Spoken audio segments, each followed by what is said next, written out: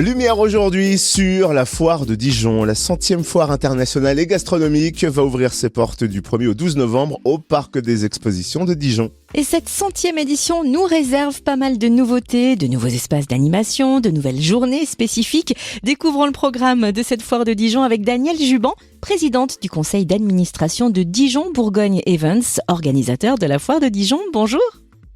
Bonjour à vous, bonjour surtout aussi à tous vos auditeurs. Écoutez, je suis ravie de vous retrouver ce matin pour vous parler effectivement de cette 100e foire de Dijon dans la formule longue que l'on connaît actuellement. Alors 100 ans, c'est un âge honorable pour cette foire qui non seulement n'a pas pris une ride, mais en prime se modernise d'année en année, offrant de nouvelles propositions.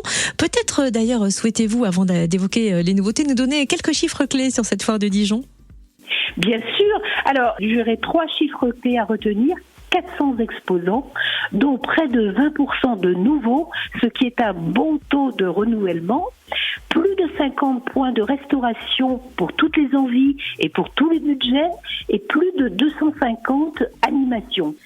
Alors, sur les grandes nouveautés, peut-être pourrais-je vous parler de l'espace d'animation de plus de 50 mètres carrés dédié aux 3-12 ans, qu'on appelle l'espace des petits chefs, en espérant que ce sont des petits chefs et qu'ils deviendront des grands chefs.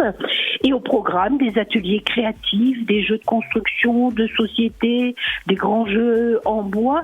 Et rappelons que l'entrée à la foire sera gratuite pour les moins de 12 ans. Alors ça, c'est un des 3 nouveaux espaces d'animation sur la foire de Dijon. Est-ce que vous pouvez nous présenter les 2 autres ?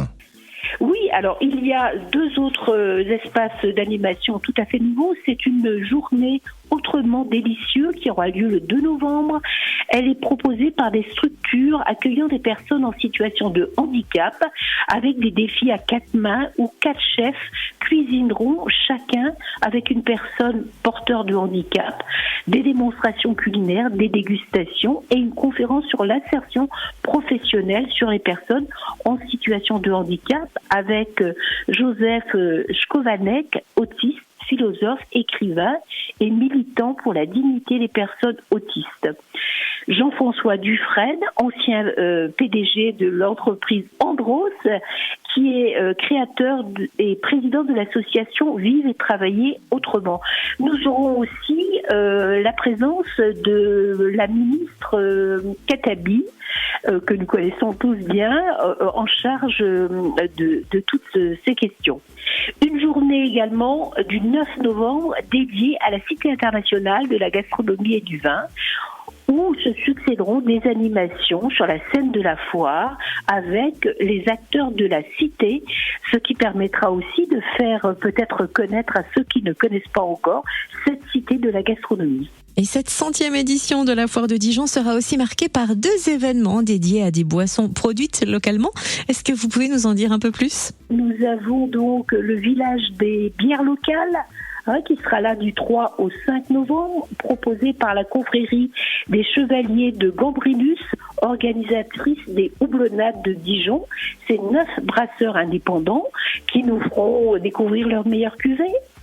Et bien entendu, quelque chose auquel nous tenons, c'est bienvenue au pavillon Dijon Vigne, au cœur du projet de renaissance du vignoble métropolitain du 9 au 12 novembre.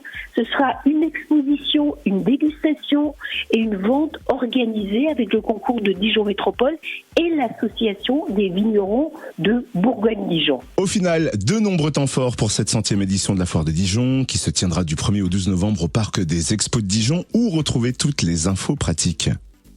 Oui, alors vous pourrez retrouver toutes les informations sur le site foirededijon.fr, sur les réseaux sociaux, que ce soit Facebook ou Instagram.